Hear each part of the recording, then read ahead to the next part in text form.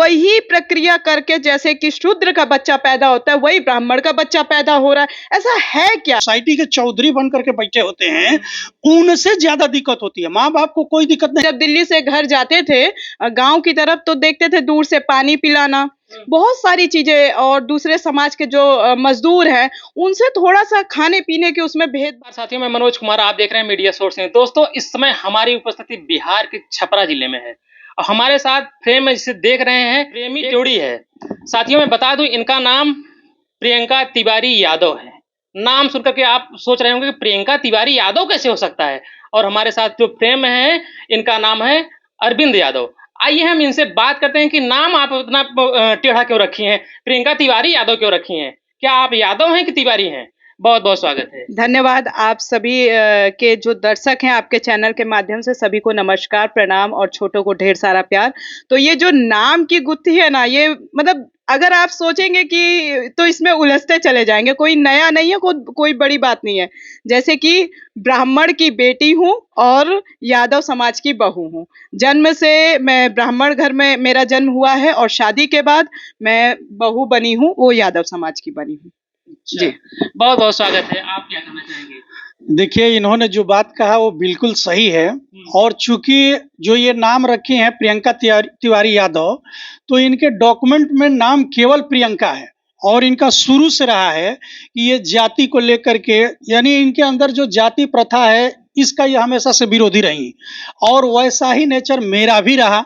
तो इनके सारे डॉक्यूमेंट में आप देखेंगे तो मिलेगा आपको केवल प्रियंका, न तो तिवारी है और न ही यादव है। लेकिन चूंकि इनका सोशल मीडिया प्लेटफॉर्म है तो उस पर इन्होंने प्रियंका तिवारी पहले से लिखा था और जब हम लोग शादी किए तो इन्होंने उसमें यादव कनेक्ट कर दिया। तो इस तरह से इनके सोशल मीडिया का नाम हो गया है प्रियंका तिवारी यादव। लेकिन इनके डॉक्यूमेंट में कहीं आप न तो यादव देखेंगे और न ही तिवारी देखेंगे। अच्छा अरविंद जी, आपने बताया इनका नाम प्रियंका तिवारी यादव हो गया है। जब से आपसे जुड़ी तब क्या आप लोगों की शादी परिवार वालों की मर्जी से हुई है कि लव मैरिज हुई है? देखिए, हम लोगों की शादी जो है लव मैरिज हुई है, ठीक। और लव मैरिज शादियों में जानते ही हैं कि अभी जो है हम लोग सोशली रूप से इतना रीच नहीं हो पाए हैं, क्योंकि जो हम लोगों की भारत की जो सोसाइटी है अभी भी इन सब चीजों को लेकर के थोड़ा सा बड़ा ही संकीर्ण माइंड रख रही है, जबकि ये कोई बड़ी चीज नहीं है। मान लीजिए कि जैसे कि सोशल स्तर पर क्या होता है कि जब बच्चा अपने मम्मी पापा को इस तरह की बात कहता है, जब आप, हमारा संविधान भी हमको ये राइट देता है कि जब हम 18 साल के हो गए तो हम अपना जो है पर्सनल ओपिनियन रख सकते हैं, हम अपना पर्सनल जो है व्यू रख सकते हैं और अपने लाइफ में डिसीजन ले सकते हैं।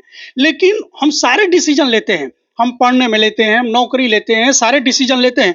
लेकिन जब ये डिसीजन आता है तो कहीं ना कहीं हमारी सोसाइटी जो है इस पे हावी हो जाती है और इसी हावी होने के कारण कहीं ना कहीं यूथ जो है इन सब चीजों से थोड़ा सा जो है अपने को ठगा हुआ महसूस करता है और जिसका परिणाम होता है कि ये सोसाइटी के प्रभाव के कारण ही होता है कि हमारा परिवार जब साथ नहीं देता तो बच्चे जो हैं खुद शादी करने के लिए मजबूर हो जाते हैं। तो उसमें कोई ऐसा नहीं है। देखिए, शादियां यदि, ये हम लोग का सिद्धांत है कि हम लोग एक मानव हैं और मानव जो है, जाति क्या है, जाति एक मैड मेड है। इसको न तो कोई ईश्वर ने बनाया है और न ही कोई नेचर ने बनाया है, ठीक। तो ये मैड मेड चीज को हम लोग इतना हाइप कर देते हैं। यदि देखिए, मैं आप लोगों को एक सिंपल चीज बोलूं, यदि हमसे, आपसे या किसी से पूछा जाए कि आपकी जात क्या है, तो आपसे केवल आपके पापा के पापा के पापा के नाम पूछ लिया जाए तो हमको पता नहीं है। और चूंकि मैं हिस्ट्री का स्टूडेंट रहा हूं और हिस्ट्री का इस समय टीचर हूं, तो हमें पता है कि हम लोग जो है एक नहीं, दो नहीं, लाखों करोड़ों गुना मिक्स प्रजाति हैं। तो हर का डीएनए और हर का खून जो है एक दूसरे में मिक्स है। तो हमारी जो प्रजाति है वो मिक्स प्रजाति है और ये जो जाति है ये मैड मेड है, ठीक है ना। तो ये मनुष्यों द्वारा बनाई गई है। इसको जो है नेचर से और किसी रिलीजन से, किसी गॉड से कोई लेना देना नहीं है। तो इन सब चीजों को, ये चीजों को हम लोग समझते हुए सिर्फ चीजें हम लोग जान रहे हैं, लेकिन जब हम लोग अपने मम्मी पापा को ये सब चीजें बताते हैं तो उन लोगों के अंदर जो है एक बनावटी जो छदम चीजें रहती है उससे वो लोग निकल नहीं पाते और जिसका परिणाम होता है कि बच्चों को ये सब करना पड़ता है।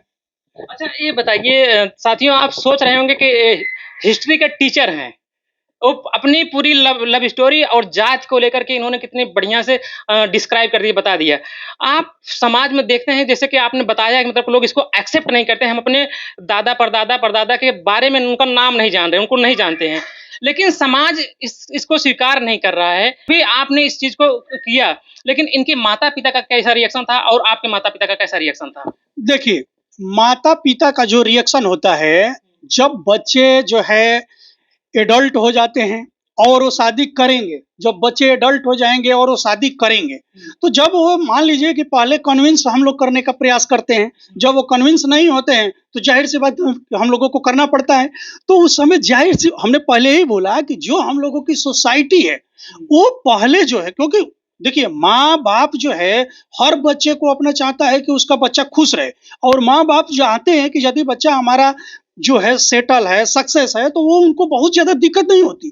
किसी भी माँ-बाप को दिक्कत होती है सबसे ज़्यादा सोसाइटी के, जो सोसाइटी के चौधरी बन कर के बैठे होते हैं, उनसे ज़्यादा दिक्कत होती है। माँ-बाप को कोई दिक्कत नहीं है, माँ-बाप को ये है कि हमारा बच्चा है, ठीक है, उसने किया है। आपके माता-पिता कोई मतलब हमारे माता-पिता को कोई टेंशन नहीं है, ठीक है? और इनके भी माता-पिता को कोई टेंशन नहीं है।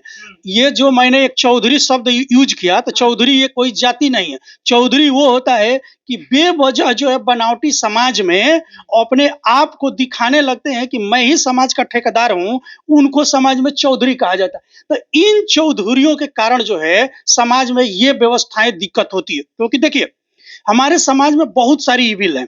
आप देखे होंगे सती प्रथा थी, हमारे देखे होंगे कि बाल विवाह थी, विधवा विवाह थी। उसको भी ये जो लोग थे उसको सही ठहराते थे। लेकिन समाज के ऐसे लोगों ने जैसे कुछ सोशल रिफॉर्मरों ने समाज में आए और इन सब चीज़ों का विरोध किए। तो हम लोग चूँकि इन सारी समस्याओं को समझे हैं, सभी चीज़ों को पढ़े हैं और जानते हैं, तो हम लोगों का ये था कि जब हम खुद इन सब चीज़ों को महसूस किए हैं, अब मैं आपको एक एग्ज़ाम्पल देता हूँ। ये तो ब्राह्मण हैं, ब्राह्मण की तो बात छोड़ दीजिए। हमारे यहाँ तो यादवों में शादी नहीं करते हैं।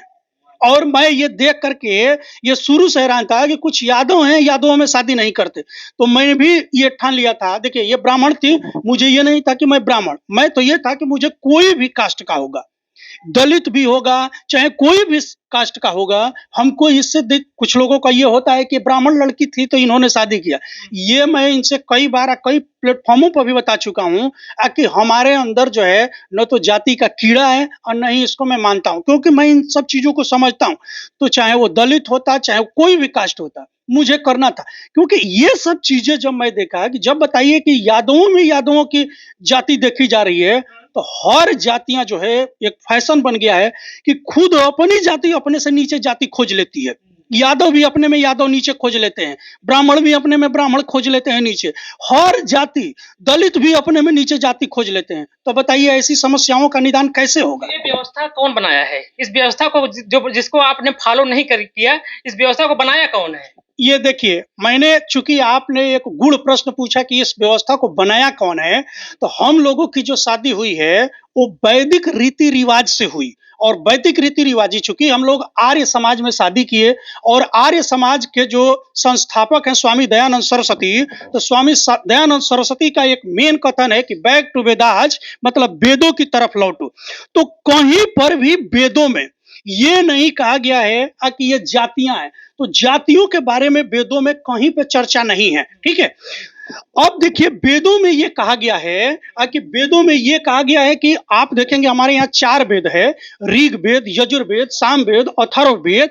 तो केवल और केवल आप जब जाएंगे ऋग वेद का एक 10वां मंडल है जिसमें एक पुरुष सूक्त है, उस पुरुष सूक्त में कहा गया है, उस पुरुष सूक्त में वर्ण की बात आई है, न कि जाति की बात आई है। आप देखेंगे कि वेद में, वो भी ऋग वेद के पुरुष सूक्त में वर्ण शब्द की बात आती है और वर्ण शब्द में भी कहा गया है, एक व्यक्ति कहता है कि मैं पेशे से एक अध्यापक हूं, मैं पेशे से एक अध्यापक हूं, मेरे पिता वैद्य हैं और मेरी माँ जो है दूसरों के घर में चौका बासन करती है। मतलब एक ही परिवार के लोग, हम लोग भिन्न भिन्न व्यवसाय में इन्वॉल्व हैं और इसी भिन्न भिन्न व्यवसाय को अलग अलग जातियों में जो है बाद में, तो ये जो वर्ग था, ये वर्ग जो है वर्ण में कन्वर्ट हुआ। हमने कहा कि एक ही लोग और अलग-अलग वर्ग में काम कर रहे हैं। कोई जो है वेद का काम कर रहा है, कोई डॉक्टर का काम कर रहा है, कोई दूसरे के घर में चक्की चला रही है। ये क्या है? वर्ग है। लेकिन यही वर्ग जो है बाद में चूंकि जब एक वर्ग रीच होने लगा तो वो अपने को कंसोलिडेट करने लगा, मतलब अपने को क्या करने लगा? एक एकत्रित करने लगा, ढकने लगा और यहीं चल करके वर्ग वर्ण में कन्वर्ट हो गया।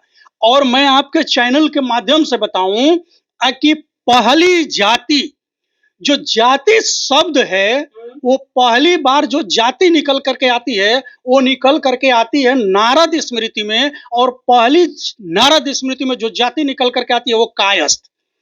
और जो जाति शब्द आता है वो पहली बार आता है ओशनम स्मृति में। और यहीं से तो आप ये समझिए कि स्मृतियों से जो है जातियों का प्रगुणन होता है और आज के डेट में आप हजारों हजारों की संख्या में जातियां देखते हैं। तो हमारे चाहे वो सनातन धर्म हो, जिसे हम लोग वैदिक धर्म कहते हैं, यहाँ पे कहीं पर भी जाति शब्द का उल्लेख नहीं है। ये बाद में जो स्मृतियां हैं, बाद में जो अलग ग्रंथ जिसको कि मेड फिर से बनाए गए, उसमें जो है इन सब चीजों को बनाया गया और बाद में सोसाइटी जो है इसको अपने अनुसार जो है क्या करते चली गई? रिजिड करते चली गई, लागू करते चली गई, एक दूसरे पर थोपते हुए चली गई। साथियों मैं बता दूं इसको, जैसा कि भाई साहब ने पूरी तरह से इसको डिस्क्राइब कर दिया, कैसे चारों वेद में कहां से कैसे क्या हुआ है, सब कुछ इन्होंने डिटेल से बता दिया। और जो इसको ज्यादातर जो फॉलो करवाते हैं वो ब्राह्मण समाज के लोग करवाते हैं। जो पढ़े लिखे वर्ग के लोग होते हैं वो लोग करवाते थे कि मतलब आपको किस वर्ण में शादी करना है, किससे शादी करना है, कहाँ करना है। और हमारे साथ फ्रेम में एक ब्राह्मण है जो इनकी पत्नी है, हम इनसे बात करते हैं। क्या आपने इस चैलेंज को कैसे एक्सेप्ट कर लिया कि जो आप ही के लोग इस चीज को बनाए हैं और इस चीज को मेंटेन रखना चाहते हैं, उसके बावजूद आपने उसको तोड़ते हुए इनसे शादी कर लिया? कैसे आपने किया फिर सब? सर देखिए, सबसे पहले तो ये कोई शादी के बाद ही, शादी के लिए ही नहीं, ये जाति प्रथा के उसमें मेरा 8th या 9th से ही ये संघर्ष चालू है। क्योंकि छोटे-छोटे थे, जब दिल्ली से घर जाते थे गाँव की तरफ, तो देखते थे दूर से पानी पिलाना, बहुत सारी चीजें। और दूसरे समाज के जो मजदूर हैं, उनसे थोड़ा-सा खाने-पीने के उसमें भेदभाव रखना या बैठने-उठने में, तो हम अपने पापा से भी ये चीज़ पूछते थे। शायद अब उन्हें याद हो या ना याद हो, ये वीडियो आपकी देखें तो कि पापा ये दूर से पानी क्यों पिलाते हैं? क्योंकि जितनी उम्र है उसी हिसाब का दिमाग था और तब भी उसमें आपको फिर भी उसमें ये सवाल करना उस एज में तो कोई आम बात नहीं थी। जहाँ पे लड़कियों को बोलने, चाहे छोटी उम्र हो या बड़ी उम्र हो, ज़्यादा नहीं बोलने दिया जाता, वो भी खास तौर से ब्राह्मण समाज में।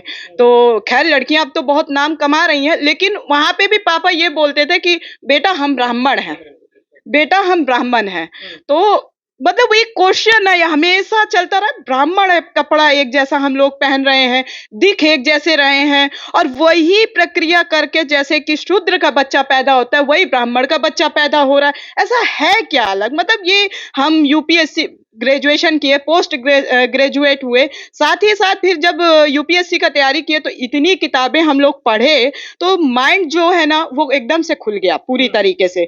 ये लगा कि ऐसा मतलब कुछ अलग है नहीं। और डर तो देखिए हर बेटी को लगता है, हर लड़की को लगता है जब आप अपने परिवार के खिलाफ जाते हो। मुझे भी लगा था और शायद यही कारण था कि 5 से 6 साल इनको जानते हुए हो रहा था और मैं हाँ नहीं की थी, किसी भी तरीके से नहीं की थी। क्योंकि देखिए ये होता है एक तो इंटरकास्ट मैरिज, और फिर जॉब लग जाए तो ज्यादा बेस्ट है। तो वो सारी चीजें सोचते सोचते कि हाँ कैसे परिवार के खिलाफ जाएंगे, क्या करेंगे। लेकिन हाँ इनको जब मैंने 2021 में कहते हैं कि एक जुबान मैंने दे दी कि नहीं अब शादी विवाह जैसा ये जो बहुत बड़ा महत्वपूर्ण एक जीवन का फैसला है वो मैं आपके साथ विवाह करने के लिए अब तैयार हूँ। तो फिर उसके बाद हम लोगों ने विवाह